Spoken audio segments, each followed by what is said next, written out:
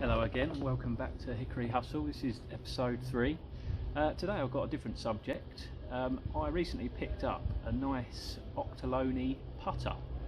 It was in a bit of a state, needed quite a lot of work, but got me interested in the Auchterlonies. I always knew they were quite a prominent club making family and they're quite desirable, but I didn't know too much about them, so I just started looking up some information. I just thought I'd share that today and the progress I made with a putter, so you can all see what the final product was. So the Auchterlonies started in the late 19th century. They were headed by David and Willie. They learnt their craft through apprenticing Robert Forgan, a very well-known club maker of the era.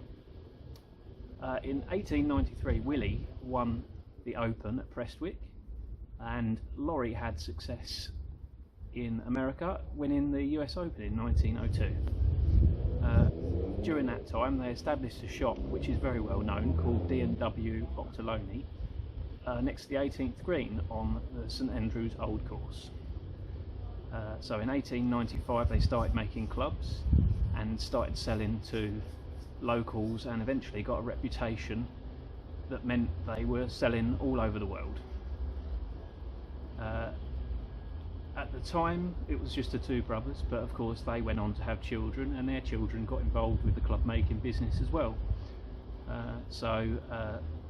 Laurie was born in 1904 and died in 1988, so had a very long life and went on to produce clubs and be a bit of a conduit between golfing areas for quite a lot of people. He was very open and honest about his work and had a real passion for it. The same goes for Tom Auchterlonie's son, who took over Tom's company when Tom died. His name was Eric, and he ran that for many years and was also very open about how the club making art went along through the ages. So also the Auchterlonies did patent quite a few clubs. They started in 1899 with a weighted putter. Unfortunately I don't have that model to hand, but what I do have is their later patent, which is a 1913 putter called the balance putter. At the time I believe it was a bit of a no-no to put weight in the sole of the club, and this putter kind of broke that norm and in a way set about a new standard of putter weighting and just trying to find the balance and just tried to innovate. So this is where I come into this putter, which I found a few weeks ago in quite a poor state. It wasn't shocking, but needed a fair amount of work. It definitely wasn't playable. I wouldn't want to be hitting balls with it in the state it was in. It was tatty. It had a crack running through almost the centre of the face, maybe slightly towards the heel.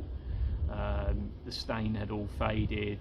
The varnish was just patchy and needed stripping back. The sole plate was very tarnished, rusty screws, no whipping, and the grip was just totally disintegrated. So it was definitely beyond playable condition. Some collectors would probably think, okay, well let's just keep it in original condition, but even in the condition it was in, I had just had a few practice putts with it to see what it was like, and it felt lovely. It felt really good. I definitely felt like it was a player and it deserved to be restored, to be played. And I'm hoping that with my work it should last another 100 years or so. So yeah, I thought I'll just kind of show what I've done to restore it, and hopefully it will find its way onto the putting green sometime soon. So you'll just see a little montage of the process with some notes, and yeah, happy hickory. I hope you enjoy the video, and any questions or thoughts, let me know. See you soon.